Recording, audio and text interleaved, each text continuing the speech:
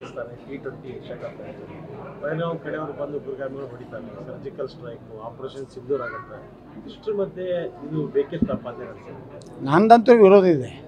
ಯಾವ ಭಾರತದ ವಿರುದ್ಧ ಪಾಕಿಸ್ತಾನ ನಿರಂತರವಾಗಿ ಭಯೋತ್ಪಾದನೆ ಮಾಡೋ ಕಾಲದಲ್ಲಿ ಅವ್ರು ಎಲ್ಲಿವರೆಗೂ ಭಯೋತ್ಪಾದನೆ ನಿಲ್ಲಿಸೋದಿಲ್ಲ, ಎಲ್ಲಿವರೆಗೂ ಆಕ್ಯುಪೈಡ್ ಕಾಶ್ಮೀರನ ಬಿಟ್ಟು ಕೊಡೋದಿಲ್ಲ, ಅವ್ರ ಜೊತೆ ಯಾವ ಆಟನೂ ಆಡಬಾರ್ದು, ಯಾವುದು ಓನ್ಲಿ ಗುಂಡಿಗೆ ಗುಂಡು ಕೊಡೋದು ಅಷ್ಟೇ ಮಾಡಬೇಕು ಬಿಟ್ಟು ಈ ರೀತಿಯ ಏನೋ ಯಾರ್ದೋ ಪ್ರೆಷರ್ಗೆ, ಜಗತ್ತಿನ ಯಾವುದೋ ಒಂದು ಪ್ರೆಷರ್ಗೆ ನೀವು ಕ್ರಿಕೆಟ್ ಆಡೋದು, ಫುಟ್ಬಾಲ್ ಆಡೋದು ಇವೆಲ್ಲ ಮಾಡಬಾರ್ದತ್ತು ನನ್ನ ವೈಯಕ್ತಿಕ ಅಭಿಪ್ರಾಯ.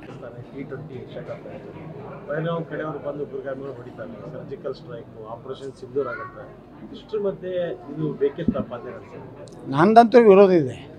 ಯಾವ ಭಾರತದ ವಿರುದ್ಧ ಪಾಕಿಸ್ತಾನ ನಿರಂತರವಾಗಿ ಭಯೋತ್ಪಾದನೆ ಮಾಡೋ ಕಾಲದಲ್ಲಿ ಅವ್ರು ಎಲ್ಲಿವರೆಗೂ ಭಯೋತ್ಪಾದನೆ ನಿಲ್ಲಿಸೋದಿಲ್ಲ, ಎಲ್ಲಿವರೆಗೂ ಆಕ್ಯುಪೈಡ್ ಕಾಶ್ಮೀರನ ಬಿಟ್ಟು ಕೊಡೋದಿಲ್ಲ, ಅವ್ರ ಜೊತೆ ಯಾವ ಆಟನೂ ಆಡಬಾರ್ದು, ಯಾವುದು ಓನ್ಲಿ ಗುಂಡಿಗೆ ಗುಂಡು ಕೊಡೋದು ಅಷ್ಟೇ ಮಾಡಬೇಕು ಬಿಟ್ಟು ಈ ರೀತಿಯ ಏನೋ ಯಾರ್ದೋ ಪ್ರೆಷರ್ಗೆ, ಜಗತ್ತಿನ ಯಾವುದೋ ಒಂದು ಪ್ರೆಷರ್ಗೆ ನೀವು ಕ್ರಿಕೆಟ್ ಆಡೋದು, ಫುಟ್ಬಾಲ್ ಆಡೋದು ಇವೆಲ್ಲ ಮಾಡಬಾರ್ದತ್ತು ನನ್ನ ವೈಯಕ್ತಿಕ ಅಭಿಪ್ರಾಯ. T20 ಏಷ್ಯಾಕಪ್ ಪೈನೋ ಕಡೆಯವರು ಬಂದು ಗುರುಗಾಮಿಗಳು ಹೊಡಿತಾರೆ, ಸರ್ಜಿಕಲ್ ಸ್ಟ್ರೈಕು, ಆಪರೇಷನ್ ಸಿಂಧೂರ್ ಆಗುತ್ತೆ. ಇಷ್ಟರ ಮಧ್ಯೆ ಇದು ಬೇಕಿತ್ತಪ್ಪ ಅಂತ ಅನಿಸುತ್ತೆ. ನಂದಂತೂ ವಿರೋಧ ಇದೆ.